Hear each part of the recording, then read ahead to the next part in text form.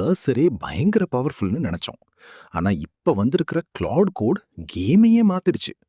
Bro, developers இப்போ code எழுதுறத விட ஏஐக்கு instructions கொடுக்கறது தான் அதிகமாயிடுச்சு. இது கோடிங்கோட நெக்ஸ்ட் எவல்யூஷன். ரெண்டுக்கும் என்ன டிஃபரன்ஸ்? சிம்பிளா சொல்லணும்னா, கர்சர் ஒரு AI powered IDE VS code மாதிரி ஃபீல் கொடுக்கும். ஆட்டோ கம்ப்ளீட் பண்ண, ஸ்மால் பக்ஸ் ஃபிக்ஸ் பண்ண, குவிக் எடிட்ஸ் பண்ண, இது செம்ம ஃபாஸ்ட்.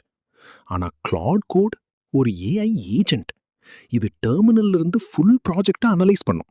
கோட் பேஸ் ரீசனிங்கும் நெக்ஸ்ட் லெவல். மெயின் டிஃபரன்ஸ் என்ன தெரியுமா?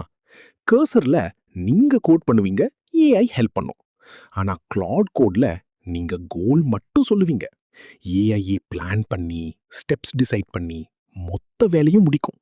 அந்த டிஃபரன்ஸ் தான் இப்போ ட்ரெண்ட். ஃபாஸ்ட் ஆட்டோ கம்ப்ளீட் வேணுமா? கோட் எக்ஸ்பிளைன் பண்ண வேணுமா? Cursor is king. ஆனா பெரிய ரெபாசிட்டரி அனலைஸ் பண்ண, மல்டிஃபைல் டீபக்கிங் பண்ண, ஸ்டெப் பை ஸ்டெப் ஃபீச்சரை பில்ட் பண்ண கிளாட் கோட் தான் பீஸ்ட். ஜூனியர் டெவலப்பர் ஸ்பெண்ட் பண்ற Google searching, Stack Overflow browsing, repetitive debugging, இந்த ஏஐ ஏஜென்ட்ஸ் அந்த நேரத்தையே மேசிவ்லி ரெடியூஸ் பண்ணிடுச்சு. இப்போ எல்லாருக்கும் ஒரு பயம், ஏஐ டெவலப்பர்ஸை ரீப்ளேஸ் பண்ணிடுமா? ரியாலிட்டி என்னன்னா, ஏஐ உங்க ஜாபை எடுக்க போறதில்ல, ரெப்படிட்டிவ் கோடிங்கை தான் ரீப்ளேஸ் பண்ண போகுது. ஃபியூச்சர்ல வேல்யூ இருக்கிற டெவலப்பர் கோடு டைப் பண்றவன் இல்ல, ஏஐயை ஸ்மார்ட்டா கண்ட்ரோல் பண்றவன்.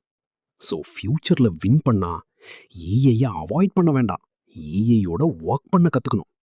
இந்த மாதிரி நெக்ஸ்ட் ஜென் ஏஐ டூல்ஸ் வேணும்னா மறக்காம சப்ஸ்கிரைப் பண்ணுங்க. இவ்வளவுதானே?